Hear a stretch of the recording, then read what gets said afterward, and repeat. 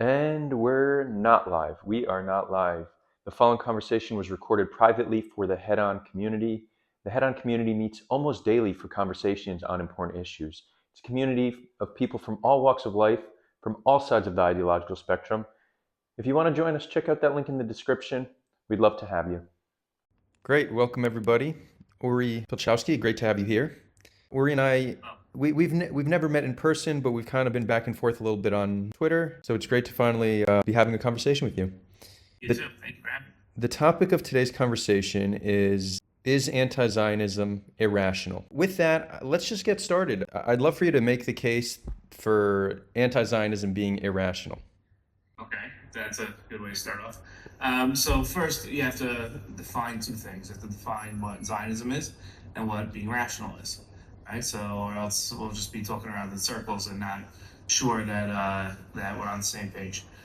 Zionism is there's no one definition of Zionism. Oddly enough, the Zionist movement never defined their movement, and I think they did that on purpose to keep the door wide open for communists and capitalists and religious people and secular people. But the one, I would say, the four common denominators that all Zionists will agree to are four different elements, I call them, which is that the Jewish people are not just a religion, but they're a people. That's one. Two, they have, as a nation, they have national rights. Not just individual rights as each individual Jew has, like any human being has, but as a nation, like French people have, French people have the right to be a nation and all that comes with national rights. So they have those rights, and so too do the Jewish people. The third thing is that one of the rights that they have is the right of self-determination. That's very important, and that they have that on their national homeland, the land of Israel. So I think that I'm not going to say that somebody that doesn't believe in those or says that there's more to it isn't a Zionist or a super Zionist if they feel like they need more. But I think that if you take a consensus, if you gather 1,000 Zionists in a room, they would basically come to the consensus that that definition makes sense. So that's what I go with Zionism. If you have a different definition of Zionism, I'm not going to say that you're wrong because there's no official definition of Zionism. So I can't say that anybody's wrong that has a different definition of Zionism. And then there's the idea of what being rational is. I think being rational is somebody that it's different than just being logical. It's different than your steps making sense, but it's dealing with reality and dealing with the facts on the ground. So somebody says you're having a conversation if aliens exist. And they say, well, you can't say that aliens don't exist, so they probably do exist. And that's not being rational. It's not that you're wrong. You could very well be right. Aliens could exist.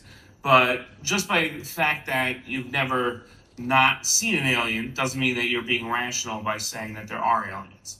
You have to deal with the reality that's in front of you. People that don't deal with the reality, that don't deal with facts, so those people are being irrational. And you can't really disagree. I don't disagree with people on facts because we have you can look up information now very easily. Everybody has access to tremendous amounts of information.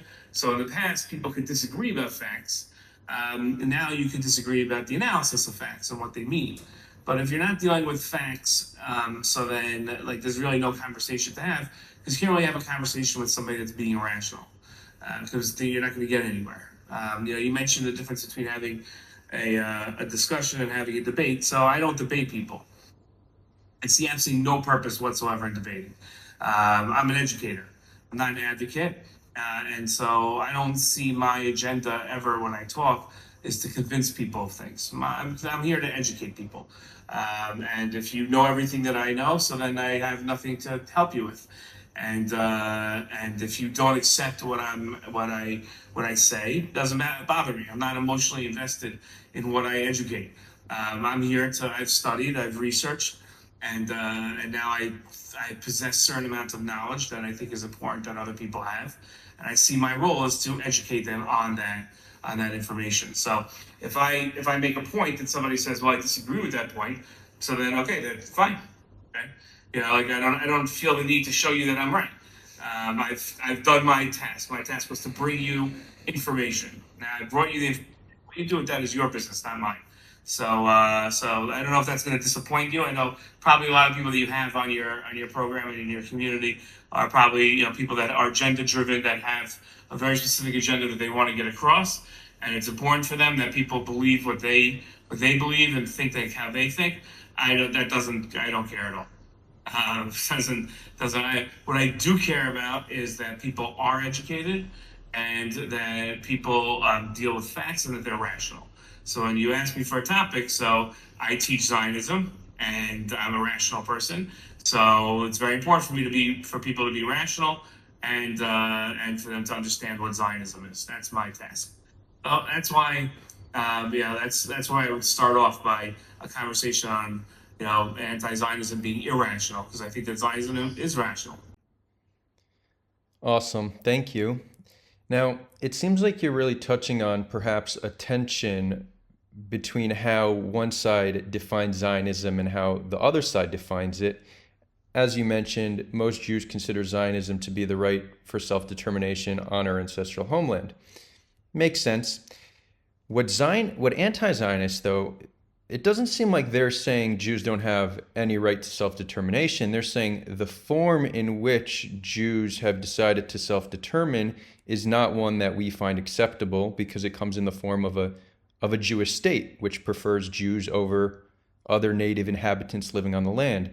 So can you not see a situation where, in the eyes of Palestinians and anyone who sympathizes with the Palestinian cause, why they wouldn't view allowing for one ethnic group to create their own state on a land that has other inhabitants as something rational? You could see why their rejection to that would be a rational rejection, no? Well, I would think it's not the way I would define rational. I wouldn't say that they're doing anything wrong by objecting, but I think that their objection more is along the lines of they don't like it, or more than, okay, this is what should happen. Because if you look around at how the world works, what should happen is the Jewish people should have a state on their ancestral homeland. Do I think that a Palestinian is being irrational when he says, well, I want my land? Like, I've been here for 100 years, 500 years, whatever you want to say. Like, I'm talking about a particular Palestinian, not the Palestinian people. I live next to Palestinians. So when a Palestinian says to me, I want to be on I want to have this piece of land, and I want to be here, and I want to rule it with my own government. So, and I don't like the fact that I have to go through a checkpoint with Israeli soldiers every day. So I don't look at that person and say that person's like insane or they're being irrational. I look at that person and say, I very much understand where they're coming from. I would not want to be in your shoes, right? Like, so that's, but I don't think that their position is being anti-Zionist. I think what their position is, we don't like how the reality on the ground deals with us, and that's our objection. So it's not, I don't look at Palestinians and consider Palestinians irrational. I look at Palestinians and say, and I don't think that Palestinians, if they were having an objective discussion about Zionism, would be anti-Zionist. I think that they are in a circumstance that they don't appreciate, they don't like, they don't prefer, and therefore the only way to correct that is by getting rid of Zionism. So that's I think the difference. They're not sitting there having a philosophical discussion on the merits of Zionism. Right. But when them trying to get rid of Zionism is not, I don't think they're thinking of it in like, on the principle of self-determination. For them, it's getting rid of the Jewish state that has caused them so much harm. So they're really looking at the practical, Zionism in practice and how it affects them. So that's what the reaction is. Yes, I wouldn't call that Zionism in practice. I would call that the policies of the state of Israel, which I understand why somebody who's unfamiliar with the difference between Zionism and the state of Israel and the policies of the state of Israel would sit there and say, well, one's just the result of the other. But that's not necessarily true, which is why you have different politicians in Israel saying different things and saying how, taking different positions on how the state of Israel should relate to Palestinians. Because it's not necessarily an outcome of Zionism. When an Israeli, let's say a right-wing Israeli politician says that we have to put a wall between us and the Palestinians, because if we don't, then Palestinian terrorists will kill us all, right? And so you hear a comment like that. That's not brought out of their understanding of Zionism. That's a very pragmatic approach to the safety of the Israeli people, right? So a Palestinian, if they're going to be exact, and I'm not saying they should be exact, I'm saying in the course of a discussion, I'm saying in a university classroom, they're going to be exact. The criticism wouldn't be towards Zionism.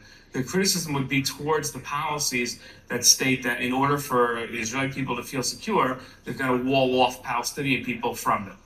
I'm very careful in my discussions and my education not to get into current Israeli policy, like Israeli government policy. My office, which I'm sitting in right now, is like right down the block from the Knesset. So for me, it's very easy to make that feel something like I'll tell my groups that I teach, hey, see that road over there between us and the Knesset?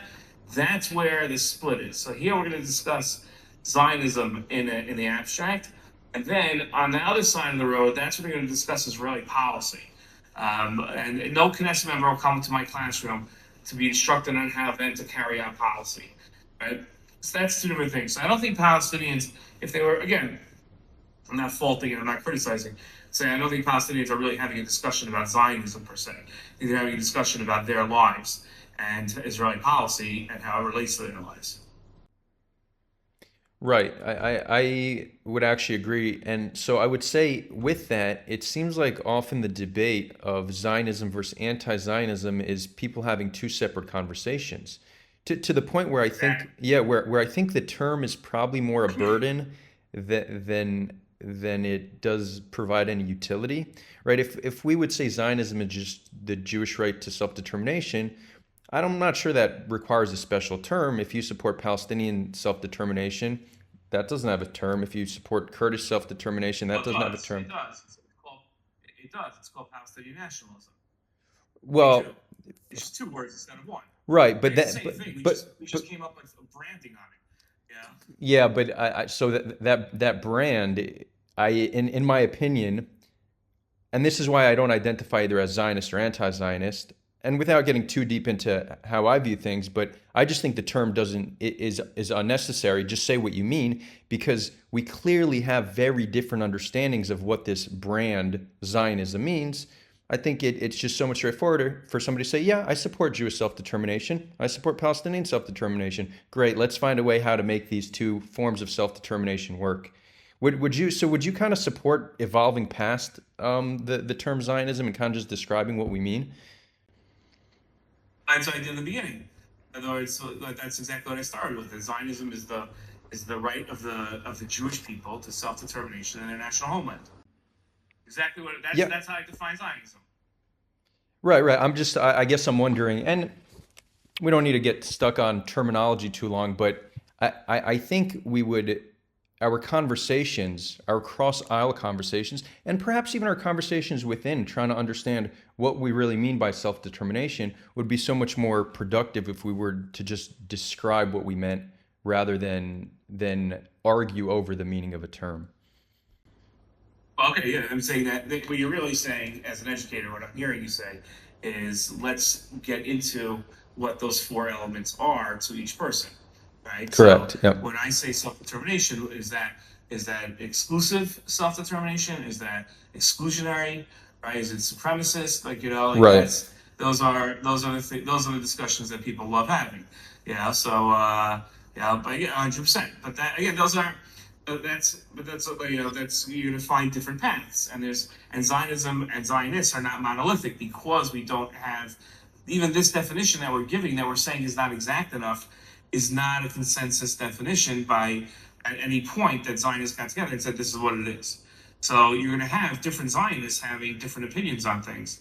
So again, you can talk to me about what I think all of those things mean, but that doesn't mean that somebody, let's say, who's unfamiliar with Zionism that's on this chat is going to say, okay, now I get what Zionists are saying. Now then I get what Uri Pilchowski is saying.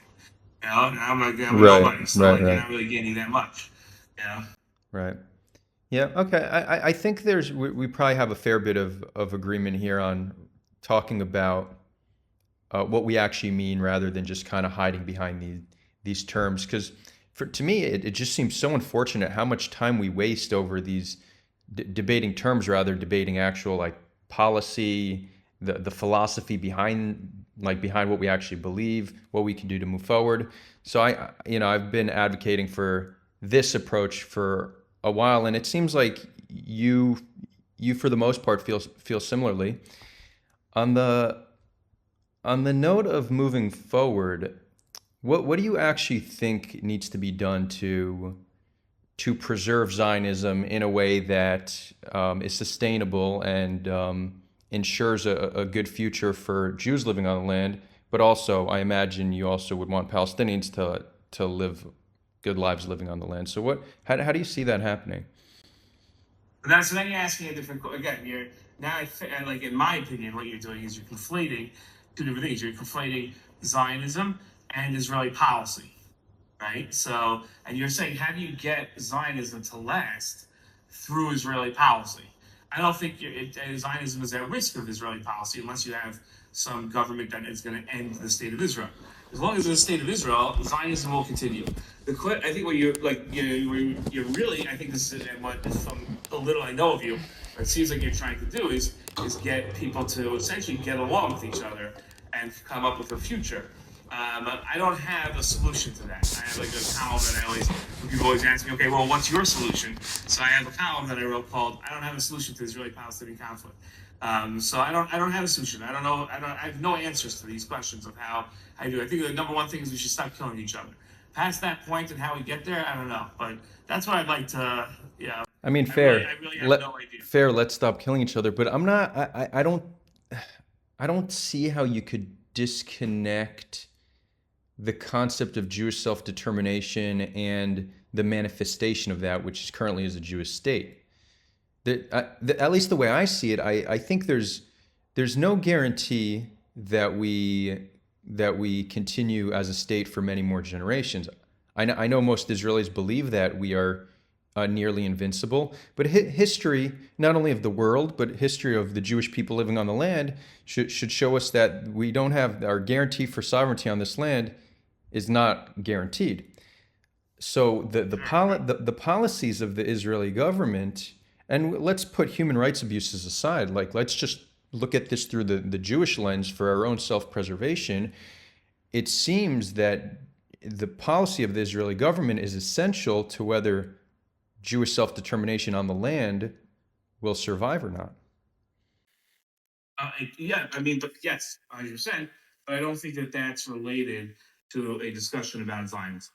I think that would fall under. I'm a very categorical thinker, so I think that's a discussion of Israeli policy. That's how I put that in that category. Um, I'm not minimizing the importance of that discussion. Yeah, I think I'd even say that discussion is more important than an academic discussion about Zionism. Yeah, that's not our topic, and that's not an area that I want to go into because I don't have any answers. And that well, not one reason I'm not a politician is because I don't have answers. It's one reason I don't lobby politicians here to take certain steps because I don't have answers to these questions. I don't know how we go ahead and forge forward and guarantee. Look, as an Orthodox rabbi, you have to answer your question of how do we sustain ourselves. I'm going to say the only way we've ever been able to sustain ourselves, and the only times that we fail, are when we move away from God's word. So, and that's for most of the people I assume on this discussion. It's not why they approach this community to discuss Israeli-Palestinian conflict issues, is to hear about the Orthodox Jewish version of following God's word. But I am a religious Jew, so when you ask me, well, Uri, what are you going to do about this? Because you care about Zionism, you educate Zionism, I don't feel like that I'm at risk of not not having Zionism continue because I disagree with some of the policies that are going on here. I'm very troubled by it, and so my answer is not going to be it depends on the Knesset. My answer is going to be it depends more on the Beit Knesset. That's going to be my answer, which I totally understand when most people say that's ridiculous and absurd because you have to be more practical thinking. Okay, but I don't have to be. Other people do. Right, right. This is the areas of conversation where it's very hard to, I wouldn't say hard to understand each other, but like come to a place of resonance, right? You're coming from a religious perspective, one that just no matter what you say, I'm not going to be convinced that that's the path. But for you, you have full conviction, So how could we even move forward? Thankfully, we don't need to agree on everything to be able to coexist, right? We might not be able to like find common ground on how to find the best solution for the conflict. Um, but I think that is the ideal, that this is we're living on a land with immense diversity, um, immense diversity amongst us Jews and diversity with other ethnic groups. And the ideal, at least the way I look at it, is that we can find a way where all these different groups find a way to peacefully coexist. Definitely the most rational approach. The other way is just we don't coexist and we kill each other. Like, I don't see killing people as a rational approach to, humanity getting together. So it's why I don't kill anybody. But Right. yeah, there are plenty of people that I'm upset about, but I don't kill them because I don't think that's a rational approach. So yes, I definitely think it's better that we would live in peace with each other than in conflict. 100%. Amen. We're going to start opening it up to some audience questions. So either ask in chat or raise your hand and we'll bring you on. On the topic, and maybe you mentioned you don't want to venture off too far, but on the topic of killing, and I think it's good that we're in agreement that killing's bad, but we have currently so much killing happening in the name of the Jewish state, or in protection of the Jewish state. Do you see this as a necessity, that we're just doing what we need to defend ourselves, or do you look at that and recognize that there's an excess here and perhaps we're not approaching self-defense and security the right way? Well, so I see it as a dysfunction of humanity on both sides. I see October 7th attacks as a dysfunction of humanity, and I see the self-defense that's required from it to be a dysfunction of humanity. And then in terms of self-defense, I think it's going to be a tremendously disappointing answer for you, and I assume even more so for most of the people that are in this community. I'm not an expert in defense, so I don't know what it's required. I look at dropping a JDAM bomb, a 2,000-pound bomb on a neighborhood, and I'm like, that seems like a lot. On the other hand, I don't know how do you get the guy that wants to kill my family that's hiding under a tunnel, below that building. I don't know how to do that. So both options seem bad to me. So I don't have answers to these questions. I don't know what's too much. I don't know what's too little. I don't know. Was Nagasaki and Hiroshima too much? That was a lot of death. That was a lot. And the defense of those nuclear bombs or atomic bombs being dropped was, well, Americans would have died in the coming war if the war had gone on. So you had to stop. Okay, I don't know. How do you know? You can't know. So I don't want to be like a politician. Like a lot of people push me to go into politics. I don't want to go into politics because I don't know the answers to these questions, and it's very easy. I find it very easy and very lazy for people that are not experts in an area to just make judgments without the facts. So until you've studied an area, I feel comfortable opining on that area unless I'm comfortable to say I'm incredibly familiar with that area. I've never been brought into Israel defense discussions by experts. I've never had the chance to listen to different sides. So do I like what's going on?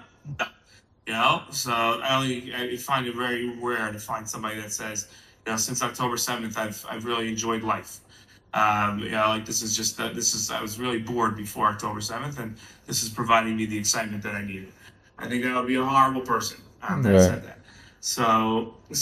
But am I able to say definitively one way or the other that this is good? No, definitely not.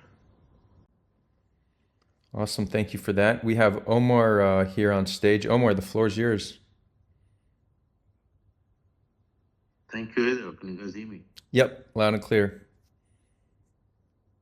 First of all, thank you so much for organizing this, and thank you also, Uri, for coming to share your opinions, even though that I might totally disagree with.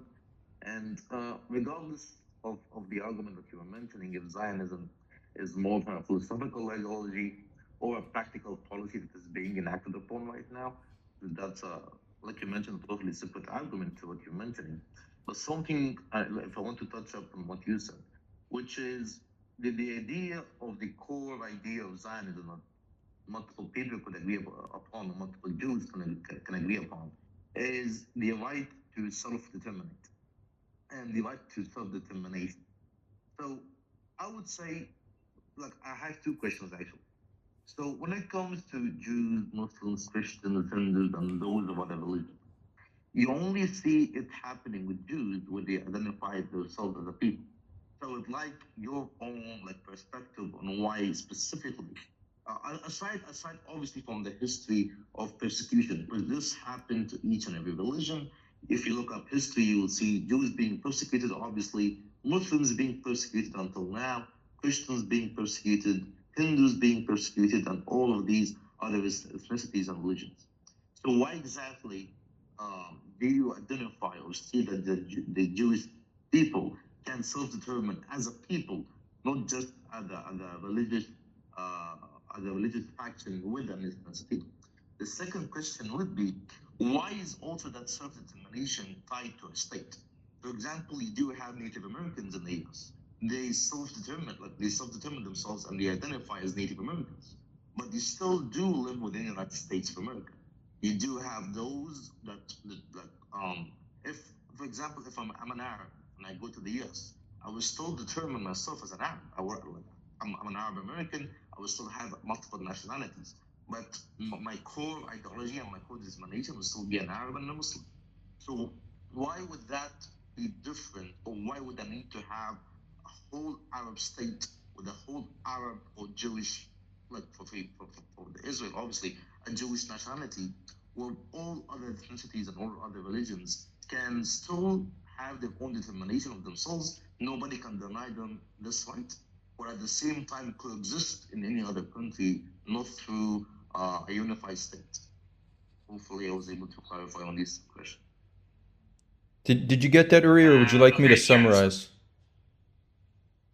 I mean, if you want to summarize, I'm sorry, go ahead.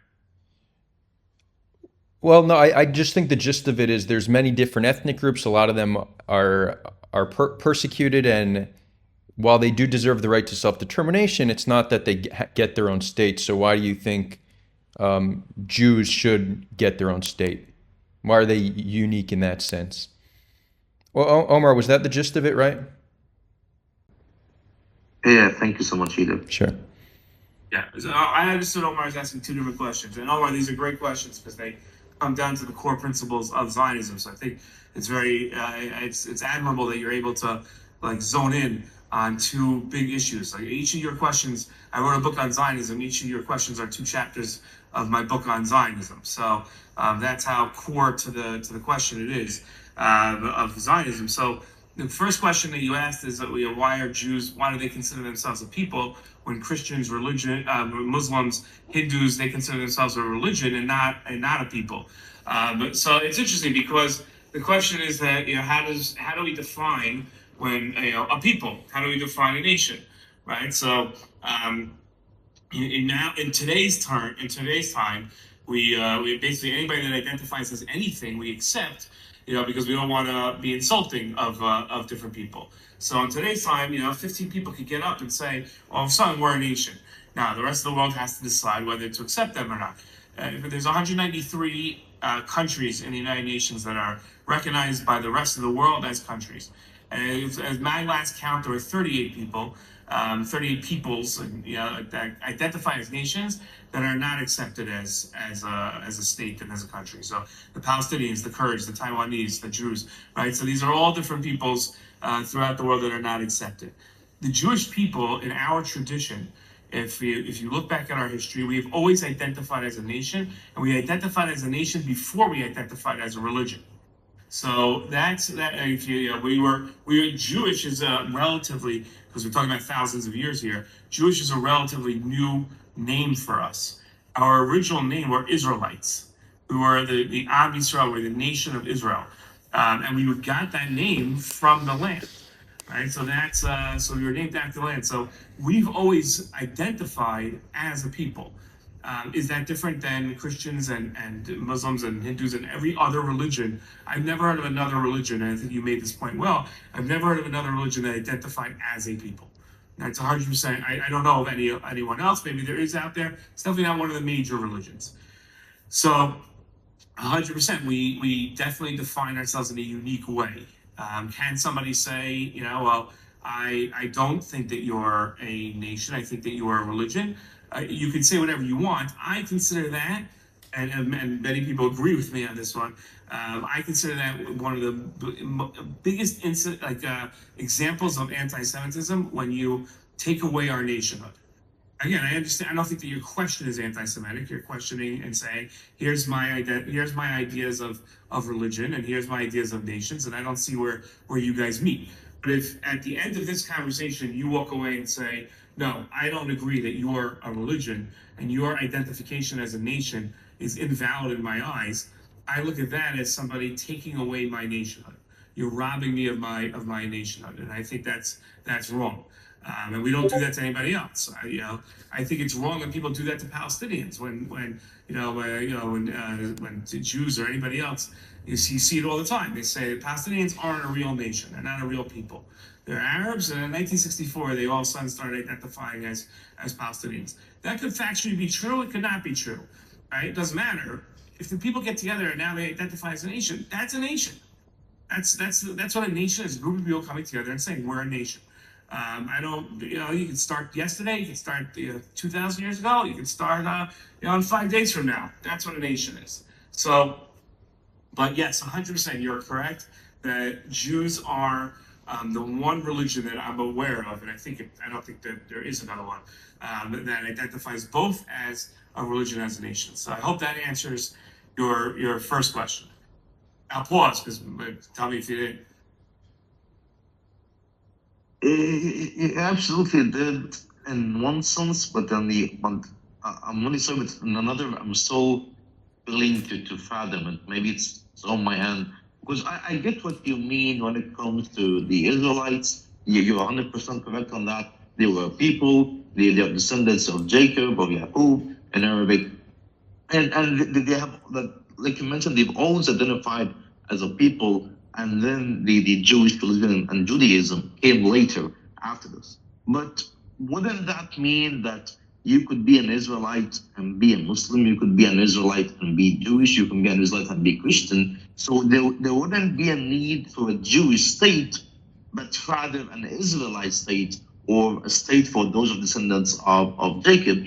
For example, also then the whole land and the whole earth is for the descendants of Adam. Since in Judaism, Muslim, like Islam and Christianity, we all believe that we're descendants of Adam. So this is the whole world, and then you can then divide it into descendants of Adam, descendants of Prophet Muhammad, descendants of all of the other people, and it will just be based on ethnicities. And I think like this already exists when it comes to nationality, but in a different sense and a different way. But I still do not see where, obviously, yes, those who are currently Jewish do have ancestry that is more tied to the Israelites and them being descendants of Jacob, but it isn't necessarily comprised of Jewish people. Am I correct with this, or maybe I'm a little bit? No, I don't think it's a question of whether you're correct or incorrect. I think it's a question of what I hear is that you're struggling to understand three concepts because they're unique to Judaism. You're trying to, and from what I don't want to say what you're struggling with, but it seems like what you're trying to understand is why it is that Jewish people as a religion are also a nation, and why that nation has to now be tied to a land and a religion. In other words, we're going both ways here. We're trying to grab everything, be everything and all. And that is what Judaism is. That's what the Jewish people consider themselves. And it does not fit into a framework that other people around the world are using. But that's what we consider. We consider that we can't be fulfilled as a nation without our homeland, and we can't be fulfilled as a religion without that land. Both of them are tied into the land. The land is a core value of who we are as a nation. And that's throughout rabbinic literature, that's throughout biblical verses, and you see that our entire history goes back. It's very rare that you will find a movement within Judaism that divorces itself from the need for a land. You do see it. You do have the Reform movement for a certain period of time, divorce itself from the land. But all these movements have either died out, or they've come back and changed their position to be where the land is the traditional view of the land, that it's a core part of who we are as a people. So I can't. There's no objective metric out there that I can show you, and that's why it has to be true. I can just tell you that this is a core fundamental principle of Judaism, is that the land is essential to both of our beings as a people and as a religion.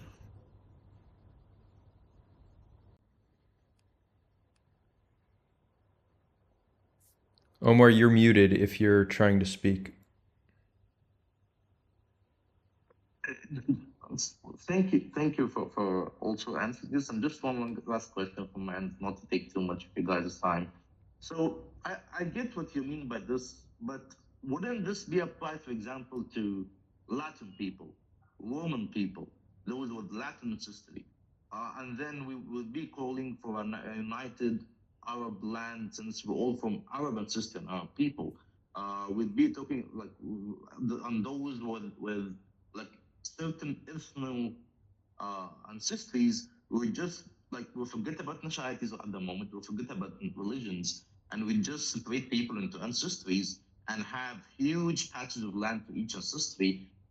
We forgot about Egyptians. We forgot about like the whole factions of Arabs. Would just be one big Arab land, one big Israelite and Samaritan land, one big like Latin slash Roman land, and then any other like other ethnicities I'm failing to mention. So this will be like a total separate. Like I feel like what you're speaking about, the total separate distinction from what's currently happening with the state of Israel and the rest of the world. I would say, yeah, what you're saying is logical, but nobody else are making these claims. There are no ancient Romans coming along and saying, now we want our land back. So it's just there's no manifestation of that in today's society where you have this. Exactly. So then wouldn't that make me as an anti-Zionist rational? Because if only exactly like you mentioned, no one else is making that distinction, because it isn't a natural distinction that comes to mind. People either currently in our modern day world identify as being of a nationality, or they also identified by religion, which is totally acceptable to each and everyone, and you can never like provoke discrimination or deny it. But only look, and this brings me back to my first question, only Jewish people are identifying it the way that you determined. So since no one else is doing it, so you could say that it is only exclusive to I wouldn't say Jewish people, but those who are Israelites and Samaritans. So then me bringing this argument would actually be irrational, not irrational. There's something unique, and we can only one people are calling for it, and something unique to them. So why again? Why would me arguing it be irrational? I still don't get it. Sorry. Yeah, it's a great question that you're asking. I would say as follows: that you're assuming that somebody that is making an argument that's unique is being somewhat irrational, or their position is untenable because it's a unique position. I don't think that we view it. No, we don't view it that way. We view our position. Yes, it might be unique, but that doesn't mean it's untenable. Doesn't mean that that's a flaw in the argument because it's unique. Nor does it mean that it's irrational. It just means that it's unique. That was all from my end. Thank you so much, Peter, for organizing this. Thank you, Omar. He just said thank you. Would anybody else like to hop on stage or drop a question in chat? in the meantime, so Uri, you host these occasional events.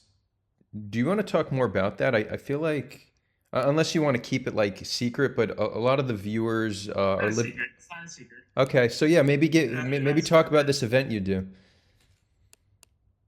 I like to. There's a Jewish tradition that's mentioned in a work called the Mishnah that says that asks the question, "Who is a wise person?" and it answers its own question by saying, "He who learns from everyone." Right? That every single person has something to teach everybody else. We're all created in God's image, and therefore there's something of value to everybody. It doesn't mean I have to agree with everybody, but it means that I can learn from every single person. All too often, especially in today's partisan world, we surround ourselves in an echo chamber of only our own opinions and only our own perspectives on things. And I don't know if it's a fear of hearing other people's opinions or an uncomfortability or, but I think it's very important for people from different backgrounds to view each other. And if I was living in the middle of Kansas, so it'd be very difficult for me to find a diverse group of people to listen to because I'm only surrounded by similar people. But I don't live in Kansas. I live in one of the most diverse countries in the entire world, in this very small area, and there are many people that I can learn from. So, but it's very hard to bring people together. So I created an event. It's invitation only, but it's an event that's not exclusive to any one type of person, that brings together all different types of people. And I'm a big cigar smoker and whiskey drinker, and I find that if with a bit of whiskey and a good cigar, people relax and they're more open to things. And I ask everybody to come with a 5-minute idea that's important to them, and nobody knows who else is going to be there. So the only way they can judge as to what they should be talking about is saying it's important to them, because they don't know the audience that's going to be there. So they have no idea, and nobody is invited twice. So that way, everybody is on this level playing field of not having any experience in terms of, I know what to say because this is what I talked about last time. So that way, everybody comes with just something that's important to them. And we found it. I've been doing it for about 5 years now. Hundreds of people have attended. And it's and all different types. I mean, like really all different types of people, and it's really amazing. A lot of friendships have been struck at these events between people who would never have thought they'd be friends with the other type of person, and also a lot of leaders. What's fascinating is how many people have become leaders in their people after these events. I'm not saying it's because of these events that they decide to become leaders, but there are a number of Knesset members, a number of Palestinian leaders who took on much greater portfolios after having been at one of these events than before. And we could say we knew them first, heard their core opinions before they had to worry about what other people were thinking so much. Great. Putting it out there, I was meant to actually join. You're doing one tonight. I was meant to join, but I woke up not feeling 100%, so decided not to take the trip all the way from 15 minutes from Lebanon to all the way down to Jerusalem. But I hope to be able to come to a future one. And if some of the would like to join, is that something they could reach out to you for? Sure, they can reach out to me. I get the contact from you. But again, I'm not promising that I'll invite. I also have, we hosted at an organization and they have to approve, but AKP has a question here. I don't know if you see it in the chat. Oh yeah, let's read it. Great question. Sure. Yeah, so for those who want to connect with Uri, you will find his Twitter in the description of this video.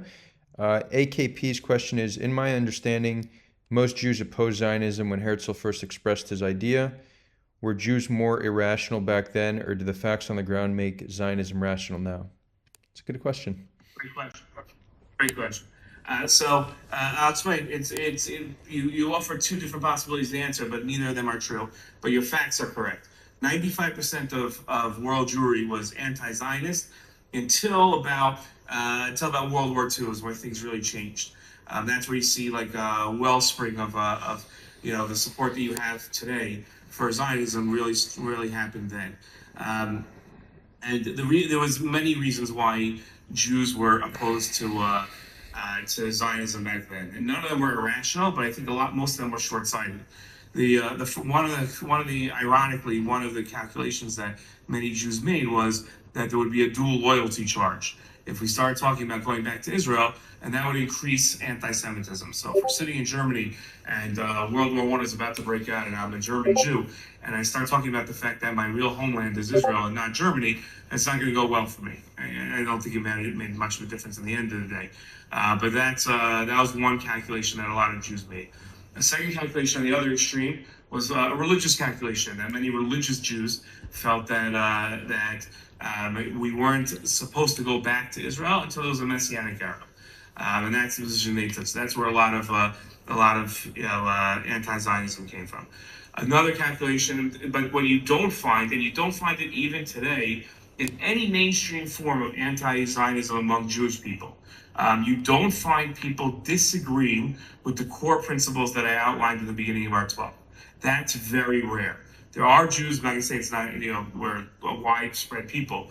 But like even when you see, let's say, a group that you're probably familiar with seeing on the news, which is the Tory cartel, which are Jews that are dressed as religious garb, we call it, even though that garb really, if you study Judaism, has nothing to do with religion. So you'll see them, and you'll be like, oh, those look like classic Hollywood depictions of rabbis. Those are probably very learned Jews. First of all, most of them are ignoramuses. I've had conversations with them; they don't know anything. Second of all, they're a tiny group. But third of all, most important, is they don't disagree with Zionism, they disagree with the timing of Zionism.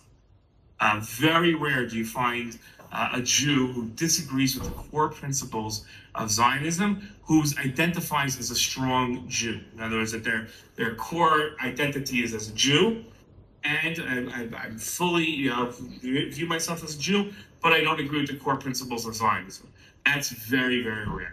But what's more frequent that you'll find is Jews who have a problem, like Adar was bringing up in the beginning of our conversation. Jews have a problem with current Israeli policy. So they're not so much anti-Zionist as they're anti the policies of the state of Israel, which has nothing to do with Zionism. That's fine. They're right. Or Jews that feel that, again, there's a religious idea that the timing isn't right for a state of Israel. So we should be waiting for the Messiah to come and not doing this now. But if you'd ask them, do you think that the Jews are Jewish people? Yes. Do you think they have rights? Of course. Do they have right to self-determination? Yes. State in the land of Israel? Of course. Today? No.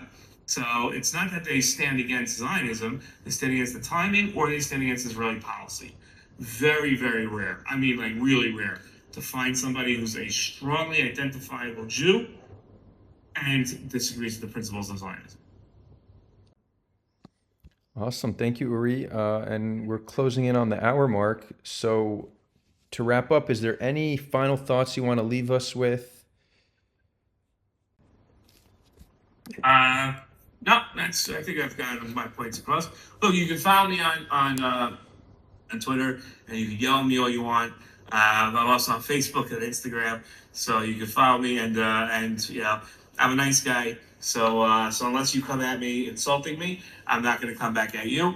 And I usually don't come back at people. I usually just block them if they're insulting or anti-Semitic.